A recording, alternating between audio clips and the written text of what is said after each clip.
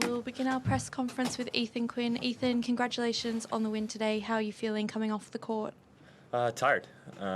It's nice getting 2 matches done in straight sets, but they're still physical no matter what. Everyone's really, really good at this level, and they're going to push you to your best. And fortunately, I was focused, and all the training off season really helped me out. But I'm still a little bit tired, and just going to get recovered and ready for 2 days' time.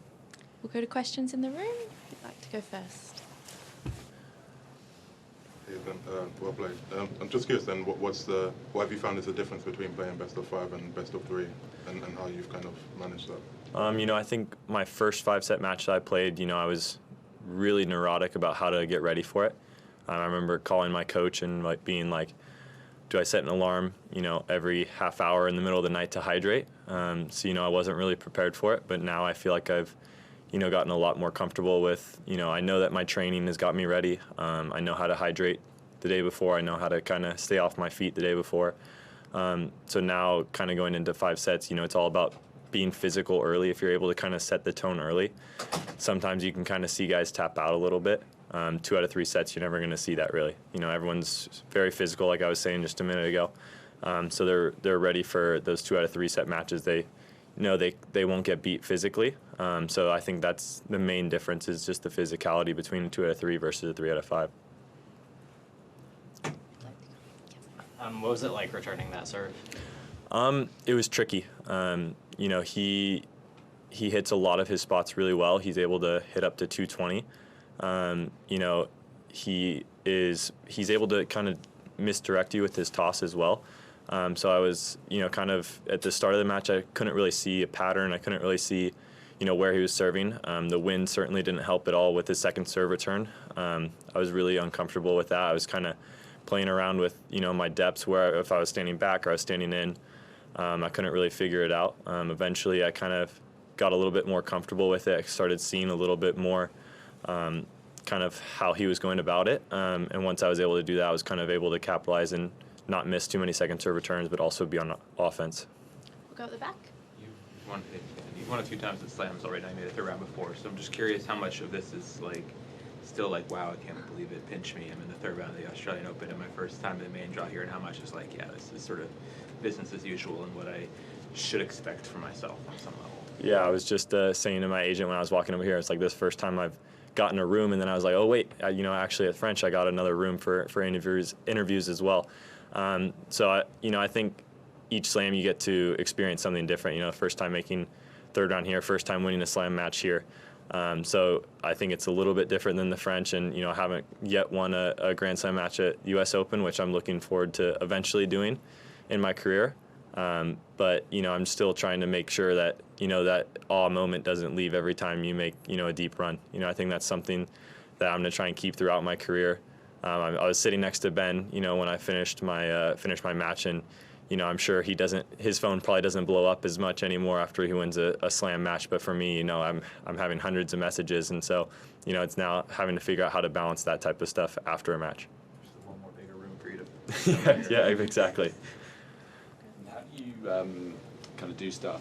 What would you like to do kind of off the court? Is it right you play chess? I'm starting to get into it a little bit. I've been a little bit more backgammon this week with my coaches, but looking to trying to get into the chess a little bit more. Yesterday we actually went to the zoo. We went to the Melbourne Zoo. We saw the giraffes, so that was a lot of fun. I actually saw a bunch of other players there as well. Like Madison Keys, physio was there. I saw Dalibor Srivchina, a few women's players I didn't recognize, but I knew that they were players. And just trying to keep it light, trying to have fun. You're only in Melbourne so much of the year, so I was just trying to do as much as I can yesterday, while also staying out of the sun. Backgammon chess, do you find it kind of mindful, takes your mind off things, or do you just enjoy playing? Yeah, it's a form of competing. I like to compete in whatever it is. The strategy involved with it, so I think that's kind of the thing I like about it the most. The back. Hey Ethan, I think you're the 3rd NCAA champion to make the 3rd round today. I'm curious, do you think there is like a general characteristic that college players have that if you see a guy in the locker room who's a college player, you think, oh, he's going to do X, Y, and Z, or he's this type of person? My first thought was they're a little bit more boisterous. But you don't really see that with Michael Zhang. Michael's a little bit more calm and collected, but he certainly has his moments. But Ben's locker is right next to mine, and for the most part, he and I are pretty outgoing, pretty loud. So I think that's certainly a trait that we have. We're willing to go out and get it. I think that's something you have to learn going through college. You have to be really able to go out and get it. Sometimes you can get lost in the fact that there's 10 of you on a team, 12 of you on a team. So you have to make sure that you're also doing things for yourself. Coaches aren't going to do everything just for you. So you have to really make sure that you're going out and making sure you're doing things for yourself, whether it's getting extra reps with individuals, going to see the strength and conditioning coach extra, rather than doing 2 lifts a week, doing 3 maybe. So I think that's certainly a trait that, NCAA champs probably would have, is they're willing to go out and get it, and they're going to be loud about when they get it. I think you won 8 of 8 break points, and in a variety of ways. I think I saw service winners, big forehand, serving volley, and so talk a little bit about sort of that as a microcosm for kind of where you are with your game. Yeah, I think every time I was down break point, I made sure that I found my, 7. That's kind of the number that we tend to use in my team. Just a place where there's still a little bit of pep in your step, but also where it's just relaxed and ready to go. My team kind of yells it throughout the court, so if you're sitting in the stadium, you're going to probably hear them say, like, Ethan, find your 7, something like that. So, I think every single time before a break point, I was able to kind of find that moment. I didn't feel rushed. I was able to pick my spot on the serve and, just go after it.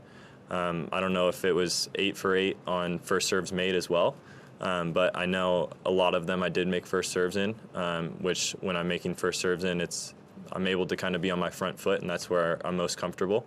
And yeah, sorry. Not being at 6-7 though. No.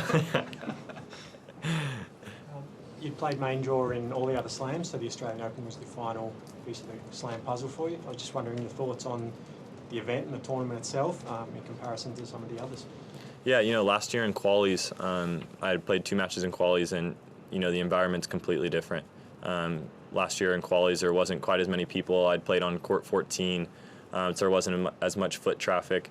It was really, quiet. It was something I wasn't really used to. I'd really only played at that point, U.S. Open qualies, so I wasn't really expecting that. I was expecting all the slams to kind of have that same environment.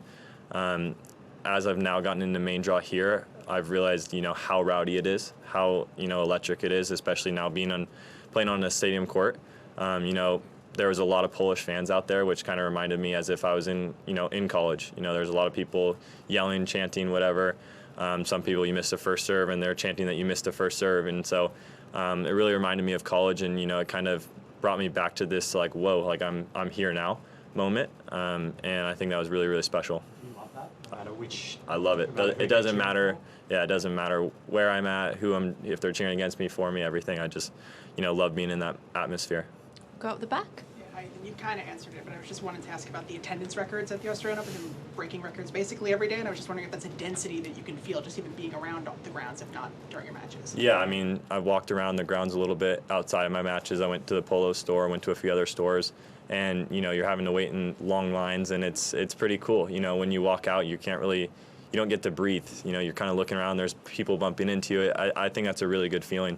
When you're a player and you get to experience the outside part of the tennis, you really get to see, it's like, man, all these people are here to support us, cheer against us.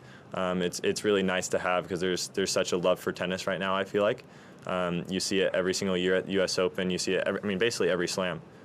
There's a lot more people getting into tennis, and for me as a tennis player, it kind of warms my heart seeing that. Did you buy anything at the stores? I did buy a few things with my discount. And we'll go final 2 questions at the front here. Hey again, Ethan. So you mentioned it being nice to be here, and I wanted to ask, when it comes to being back home, like, a lot's happened in the last year. There's a lot of tension there right now. And I'm wondering how you feel about all of that and how it feels to play under that flag right now. No comment on that. And final question. You mentioned having a locker next to Ben's. I'm curious, when you playing against someone who you have a locker next to, is that ever awkward in the locker room? Like, do you what do you do? Do you try and keep your space, stay away from your opponent, or how do you handle that situation? No, I feel like a lot of times we're all pretty friendly in the locker room. You know, and right before the match I played against Greeksport, you know, we kind of, you know, shook hands, you know, just wanted a good match for each other. Same with Hubie today, warming up. You know, we warmed up right next to each other. You know, for the most part, there's not really a lot of animosity amongst the players. You know, we're all, you know, here. We want the best for each other. We want each other to do well. Obviously, we want to beat each other when we're playing each other. But yeah, for the most part, it's nice having a lot of Americans kind of close to us in the locker room. And even if there's guys that aren't American, you know, I'm out there, I'm, you know, dapping them up, whatever. It's fun just having little friendly rivalries and comments back and forth with each other. We'll wrap it up there. Thank you, everyone. Thank you.